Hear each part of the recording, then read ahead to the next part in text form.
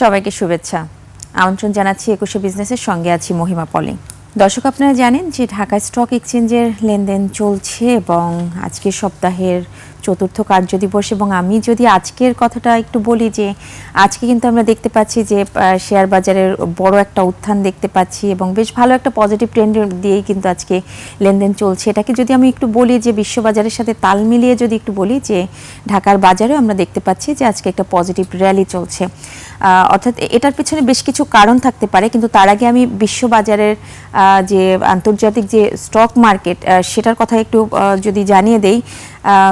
এটা একটা বড় কারণ হতে পারে যে আজকে কিন্তু বিশ্ববাজারেও একটা বড় পজিটিভ র্যালি চলছে। এর পেছনে বেশ কিছু কারণ থাকতে পারে, যে যেমনটা আমরা অনেকেই বলছেন যুক্তরাষ্ট্র ইরান মধ্যপ্রাচ্যের চলমান যে সংঘাত সেটা কিন্তু শিগগিরই এটা বন্ধের একটা আভাস কিন্তু পাওয়া গেছে এবং বেশ কিছু বার্তাও হয়তো এভাবে ইঙ্গিত বা এরকম কিছু বার্তাও কিন্তু এসেছে এবং অনেক বিনিয়োগকারী হয়তো ভাবছেন, মনে করছেন যে যুদ্ধ বন্ধ হলে এপ্রিলেই হয়তো বাজার ঘুরে দাঁড়াবে এবং তেলের যে সংকট বা হচ্ছে আরেকটা বিষয় হচ্ছে তেলের দাম কমবে, এটা একটা অনেক বড় একটা কারণ হতে পারে। এবং আন্তর্জাতিক মার্কেটে যারা আসলে এই বাজারে ইনভেস্ট করে তারা কিন্তু বাজারের সেন্টিমেন্ট এবং রিস্ক অন সেন্টিমেন্ট কিন্তু দেখেই কিন্তু তারা এই বাজারে ইনভেস্ট করে, এটা একটা বিষয়। তো সেই জায়গা থেকে যখন আমরা দেখি যে ইউএস তারপরে ইউরোপ এবং এশিয়া মার্কেট সব কিছু যখন ঘুরে দাঁড়িয়েছে, তারই সঙ্গে তাল মিলিয়ে বাংলাদেশের শেয়ার বাজারও ঘুরে দাঁড়িয়েছে, এমনটা হয়তো আমরা ভাবতেই পারি আজকে, যে যেখানে এশিয়ার শেয়ার বাজার বেশ খানিকটা বেড়েছে আজকে। এবং আমি যদি এখানে নিকেশ সূচক বলি, নিকেশ সূচকের অবস্থানটা একটু বলি, যে আজকে কিন্তু 2525 পয়েন্ট বেড়েছে এই সূচকটিও, যেটা প্রায় 5% মতো বেড়েছে আজকে এই জাপানের শেয়ার এই স্টকটি, জাপানের এই সূচকটি বেড়েছে প্রায় 5% মতো। তো এরই পরিপ্রেক্ষিতে আজকে আমরা বলতে পারি যে ঢাকার শেয়ার বাজার অর্থাৎ বাংলাদেশের শেয়ার বাজারের অবস্থানও কিন্তু হয়তো সেই জায়গা থেকে একটু ভালো রয়েছে। এবং আরও বেশ কিছু কারণ হতে পারে, যে গ্লোবাল মার্কেট পজিটিভ, যেটাকে আমরা রিপেল ইফেক্ট বলি, এবং যুদ্ধ কমার আশা, যেটা আমি শুরুতেই যে ইঙ্গিত বলেছি যে যুদ্ধ কমার যে একটা আশা, সেটা একটা কারণ হতে পারে আজকে শেয়ার বাজার বাড়ার। এবং অনেকেই মনে করছেন যে তেলের দাম কমার সম্ভাবনা রয়েছে, তেল আমদানিতে খরচ কমতে পারে। এবং আরেকটা বিষয় এখানে উল্লেখ না করলেই নয়, যে এখানে আসলে আমাদের শেয়ার বাজারের অনেক শেয়ার কিন্তু ওভার ভ্যালুড হয়ে গিয়েছিল। তো সেই জায়গা থেকে যখন অনেক শেয়ারই কিন্তু যখন পড়ে গিয়েছে এবং বড় বিনিয়োগকারী যারা আছেন এই বাজারের সাথে জড়িত, তারা কিন্তু তখন সেই আন্ডার ভ্যালুড শেয়ারগুলো এখন তারা কিনে নিচ্ছে, এটা একটা কারণ হতে পারে। আরেকটা বিষয় হচ্ছে যে কোয়ার্টার শুরু, এবং কোয়ার্টার শুরু হয়েছে এবং ফার্স্ট কোয়ার্টার যেটা, সেটার সেই সময়ে যে অনেক ইনভেস্টর তারা আসলে প্রফিট গেইন করেন এবং প্রফিটটা তুলে নেন এবং রিব্যালেন্সিং করা হয়, রিইনভেস্ট করা হয়, রিব্যালেন্সিং করা হয় এই বাজারে। তো এটা আরেকটা কারণ হতে পারে, যে এই বেশ কিছু কারণের জন্য কিন্তু আমরা আজকে দেখতে পাচ্ছি যে আমাদের শেয়ার বাজারে বেশ ভালো একটা গতি রয়েছে। এবং এখানে যদি আমি বলি যে বেশিরভাগ সূচকের অবস্থান বেশ ভালো, এবং ডিএসসির সূচকটি, প্রধান সূচকটিও কিন্তু বেশ ভালো একটা অবস্থানে রয়েছে, 77 পয়েন্ট বেড়েছে। এবং আমরা দেখতে পাচ্ছি যে লেনদেন হওয়া প্রতিষ্ঠানগুলোর মধ্যে বেশিরভাগ প্রতিষ্ঠানেরই কিন্তু শেয়ারের দর বেড়েছে। আমরা যদি একটু সূচকগুলো দেখে নিই আজকে, সেটা একটু দেখে নিব। তার আগে আমি জানিয়ে রাখছি যে আজকে কিন্তু 20টি সেক্টরের মধ্যে সবগুলো সেক্টর পজিটিভ দেখতে পাচ্ছি, এবং তার মধ্যে 3টি সেক্টরের নাম একটু উল্লেখ করি আমি এখানে, যে 3টি সেক্টর সবচেয়ে বেশি টার্নওভার ছাড়িয়েছে।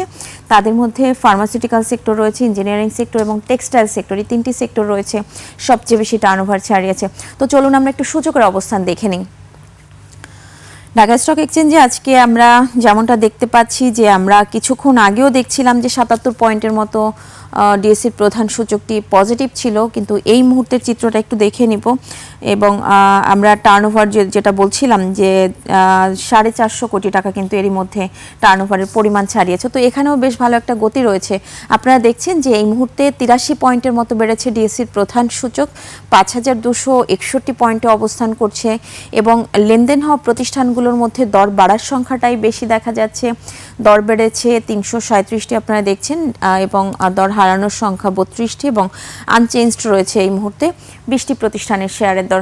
টার্নওভারটা যদি একটু দেখে নিই, টার্নওভার 450 কোটি টাকা, যেটা বলছিলাম যে 453 কোটি টাকা লেনদেনের মধ্য দিয়ে দিনের এই মুহূর্তে লেনদেন চলছে ঢাকা স্টক এক্সচেঞ্জে। তো দর্শক, আমরা যদি এই মুহূর্তে ঢাকা স্টক এক্সচেঞ্জের টপ ট্রেডের তালিকায় উঠে আসা প্রতিষ্ঠানগুলোর অবস্থান একটু দেখে নেই।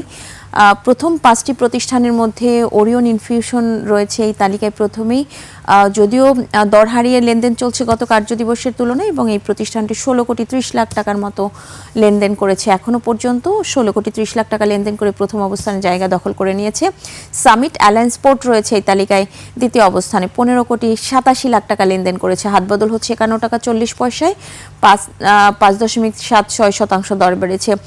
একমি পেস্টিসাইডস রয়েছে তৃতীয় অবস্থানে, বাংলাদেশ ন্যাশনাল ইন্স্যুরেন্স কোম্পানি চতুর্থ অবস্থানে দেখা যাচ্ছে, সিমটেক্সের অবস্থান পঞ্চম অবস্থানে রয়েছে এই প্রতিষ্ঠানটি, এবং সিমটেক্সের পরবর্তীতে 3টি প্রতিষ্ঠানের টার্নওভার যদি বলি এখনো পর্যন্ত, একমি পেস্টিসাইডস 14 কোটি 12 লাখ টাকা লেনদেন করেছে, বাংলাদেশ ন্যাশনাল ইন্স্যুরেন্স কোম্পানি 12 কোটি 76 লাখ টাকা লেনদেন করেছে, এবং সিমটেক্স এই তালিকায় পঞ্চম অবস্থানে রয়েছে, লেনদেন করেছে 10 কোটি 42 লাখ টাকার মতো, হাত বদল হচ্ছে 25 টাকার উপরে।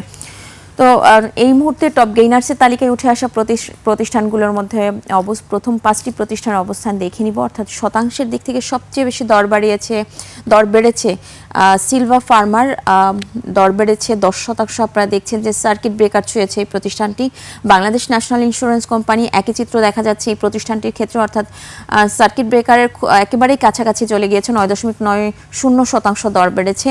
EBL NRB first mutual fund 9.68% দর বেড়েছে। আইএফআইসি ফার্স্ট মিউচুয়াল ফান্ড 9.52% দর বেড়েছে। পরবর্তীতে ফার কেমিক্যাল রয়েছে এই তালিকায় পঞ্চম অবস্থানে, টপ গেইনার্সের তালিকায় 9.40% দর বেড়েছে। তো যে 5টি প্রতিষ্ঠানে কিন্তু 9% উপরে কিন্তু দর বেড়েছে। তো সেই জায়গা থেকে আমরা যে দিনের শুরুতে আমরা ঢাকা স্টক এক্সচেঞ্জে যে সূচকের উত্থান এবং ওভারঅল যে একটা পারফরমেন্স দেখেছি, সেটা কিন্তু আমরা এখানেও দেখতে পাচ্ছি। যে আরেকটা বিষয় হচ্ছে টপ লুজার্সের তালিকায় যে প্রতিষ্ঠানগুলি রয়েছে এই মুহূর্তে, তাদের মধ্যে প্রথম 5টি প্রতিষ্ঠান আপনারা দেখছেন যে ফার ইস্ট ফাইন্যান্স রয়েছে, Peoples Leasing Finance, International Leasing Finance, Premier Leasing, First Finance. এই 5টি প্রতিষ্ঠানের অবস্থান দেখতে পাচ্ছেন টপ লুজার্সের তালিকায় রয়েছে, এবং 5টি প্রতিষ্ঠানেই পেনি স্টক শেয়ার দেখতে পাচ্ছেন আপনারা। 10% দর বেড়েছে, দর হারিয়েছে Far East Finance, Peoples Leasing 10% হারিয়েছে, ইন্টারন্যাশনাল লিজিং এই প্রতিষ্ঠানটি 9%-এর উপরে কিন্তু দর হারিয়েছে, এবং বাকি দুটি প্রতিষ্ঠানের অবস্থানও কিন্তু একই রকম, অর্থাৎ 9%-এর উপরে দর হারিয়েছে।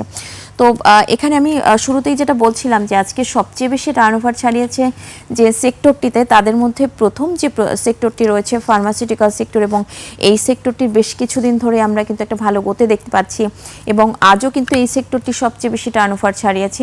তো এই সেক্টরটির যদি একটু আদ্যপান্ত দেখে নিই আমরা শুরুতেই এই সেক্টরটির কোন প্রতিষ্ঠানগুলি টপ ট্রেডের তালিকায় উঠে এসেছে সেটা একটু দেখে নিই। ওরিয়ন ইনফিউশন রয়েছে এই তালিকায় প্রথমে, আপনারা এর আগেও দেখেছেন 16 কোটি 45 লাখ টাকা লেনদেন করেছে। একমি পেস্টিসাইডস 14 কোটি 13 লাখ টাকা লেনদেন করেছে। সিল্কো ফার্মা 4 কোটি 39 লাখ টাকার মতো লেনদেন করেছে।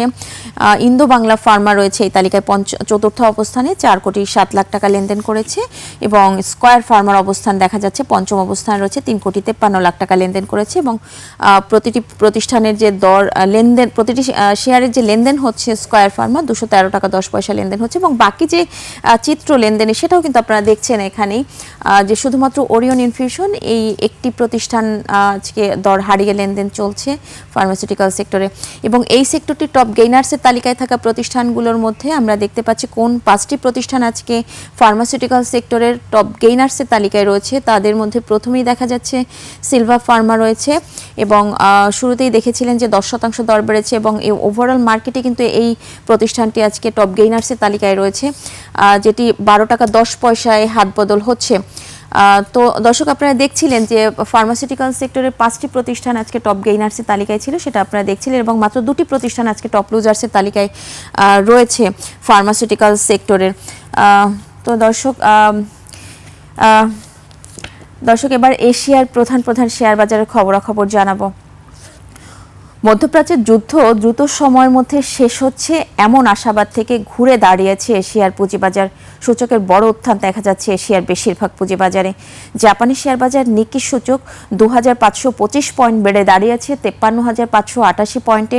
বেড়েছে হংকংয়ের শেয়ার বাজার হ্যাংসেংয়ের সূচক 512 পয়েন্ট বেড়ে অবস্থান করছে 25,301 পয়েন্টে। বেড়েছে সিঙ্গাপুর এসটিআই সূচক, এটি 95 পয়েন্ট বেড়ে অবস্থান করছে 4,980 পয়েন্টে। চীনের শেয়ার বাজার সাংহাই কম্পোজিট ইন্ডেক্স অবস্থান করছে 3,941 পয়েন্টে, যা আগের দিনের চেয়ে 49 পয়েন্ট বেশি। বোম্বের সেন্সেক্স 30 ইন্ডেক্সকে দেখা যাচ্ছে ঊর্ধ্বমুখী প্রবণতায়। সেন্সেক্সের সূচক 1,585 পয়েন্ট বেড়ে অবস্থান করছে 73,533 পয়েন্টে। বেড়েছে থাইল্যান্ডের থাই স্টক এক্সচেঞ্জের সূচক, এটি 26 পয়েন্ট বেড়ে অবস্থান করছে 1,474 পয়েন্টে।